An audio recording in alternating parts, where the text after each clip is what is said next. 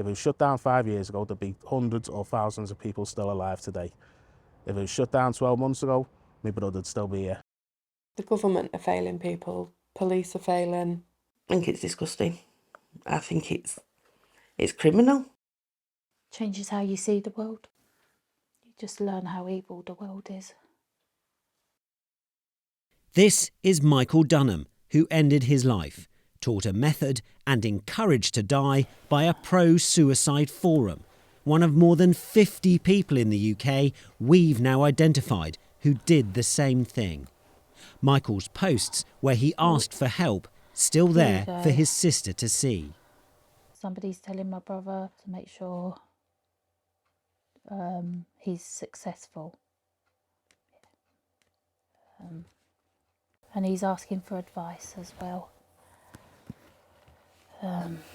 Did he get the advice? Yeah, they all told him how to do it. They just sit back and watch all this happening, all the posts on the forum, and they just don't care. Why are they running this site in your view?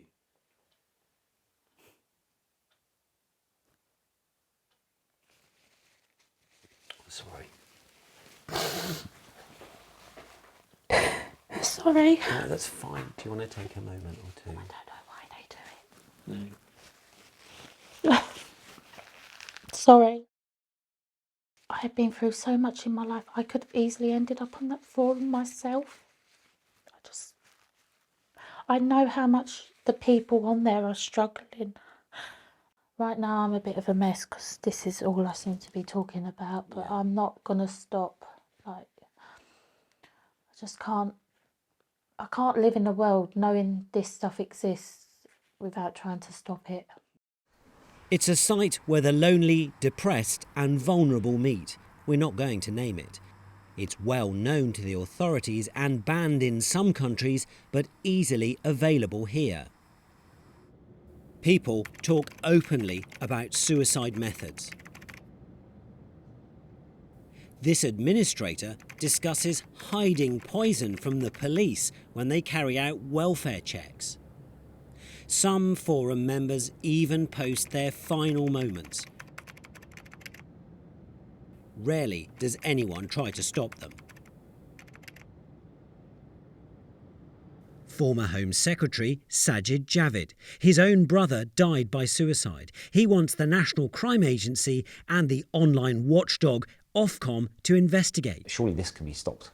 You know, if you consider just what the intent is, how dangerous it is.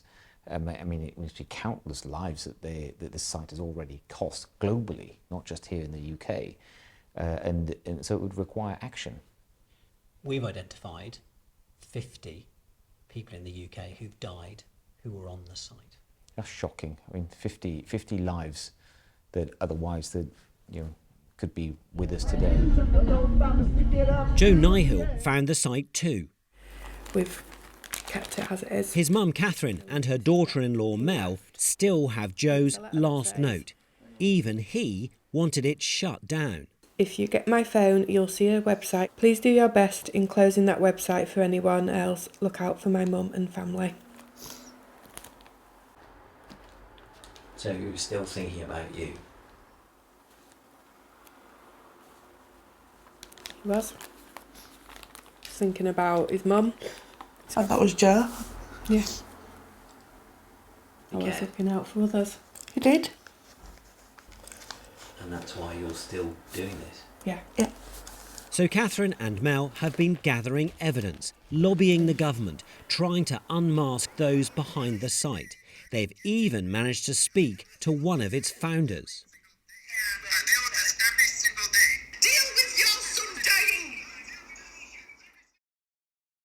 This is the man on the end of the line, an American, Lamarcus Small, who set up the suicide forum 5 years ago. That's Lamarcus, isn't it? We got hold of a photo from his high school yearbook.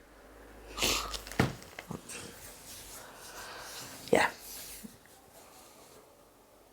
What I'd love to do to that smile on that face. Do you know, he needs putting in a cell. And that cell being covered wall to wall and ceiling of every single face that has been on that site that has killed themselves. One of those pictures would be of Gary Cooper. We used to go to the old cop. My dad would take us every week. Gary's brother Lee, like Catherine and Melanie, wants justice. If you were sitting opposite Lamarcus Small now, what would you say to him? I don't know. I actually don't know. God, I don't know. I mean, in reality, I don't think there would be much said. I think it'd end up hurting the man badly. You're angry. Yeah. Every person that's died through that site, there's a family behind that that's been destroyed. You know, there's friends. You could say there's 100 people behind every suicide death on that site. There's 100 people affected. And it's just going to keep going. So I want to know what he gets out of it. That answer could lie here. Painstakingly, we've tracked Lamarcus down to a small town in the southern US. We're in Huntsville, Alabama, and that, we think, is where Lamarcus Small lives. We've been waiting here all day and seen no sign at all, but we really want to try and talk to him. We wait into the night, and for 2 more full days. Nothing. Until suddenly, there he is, at last, Lamarcus Small.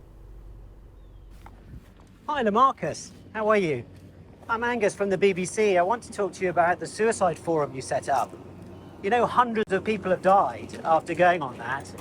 Children are even going on that. Have you got anything to say to the relatives of the dead? Lamarcus, surely you've got the guts to come out and talk to me.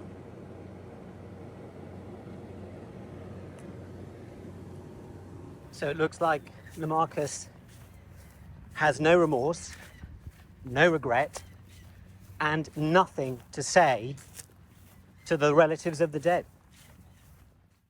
And so we put a face to the name, but the site stays up, preying on the vulnerable, tormenting their families. Angus Crawford, BBC News, Huntsville, Alabama.